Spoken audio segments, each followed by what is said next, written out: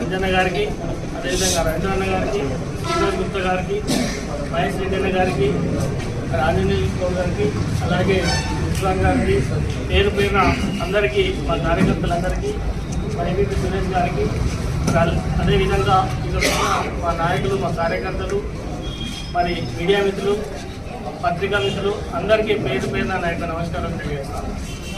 మరి ఈరోజు దురదృష్టవశాత్తు కొన్ని జరిగిపోయినాయి, కానీ తిరిగి పార్టీ పెద్దలు పురాణాలోచించి తిరిగి నిర్ణయం తీసుకుంటారని నమ్మకంతో ఈరోజు మరి కరియా గాంధీ కానీ, రాహుల్ గాంధీ కానీ, సోనియా గాంధీ గారిని కానీ, రేవంత్ రెడ్డి గారిని కానీ కోరుకునేది ఒకటే, గ్రౌండ్ లెవెల్లో ఏం జరుగుతుందనేది చూసి తిరిగి మీ ఫ్లాష్ సర్వేలా ఏ సర్వేలా చూసుకొని తిరిగి మీరు మా ముగ్గుట్లో ఎవరికి ఇచ్చినా సరే మేము పోటీ చేయడానికి సిద్ధంగా ఉన్నాం. ఎందుకంటే మీరు డిక్లేర్ చేసిన అభ్యర్థి అది కేవలం టీఆర్ఎస్ బీఆర్ఎస్ అభ్యర్థిగా వాళ్లకు కోవర్ట్గా పనిచేస్తూ ఉన్నాడు. అనౌన్స్ అయిన నుంచి ఈ రోజు వరకు ఇక్కడ ఉన్న కార్యకర్తలకు ఎవరికి కూడా మాట్లాడడం జరగలేదు.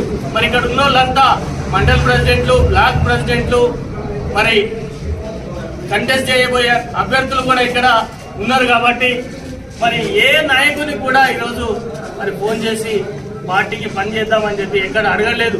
అంటే పార్టీ గెలవాలని ఉంటే, పార్టీ జెండా ఎత్తాలని ఉంటే ఖచ్చితంగా కార్యకర్తలందరినీ కూడా, నాయకులందరూ కూడా కలుపుకొని పోతా ఉండే.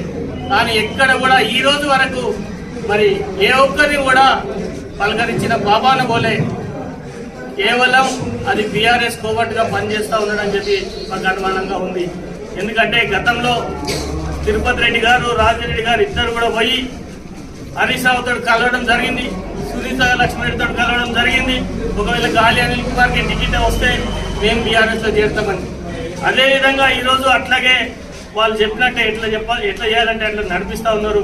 కాబట్టి ఖచ్చితంగా ఆ క్యాండిడేట్ను క్యాన్సిల్ చేసి మాకు బీఫామ్ ఇవ్వాలని చెప్పి మేము అధిష్టానాన్ని కోరుతా ఉన్నాం.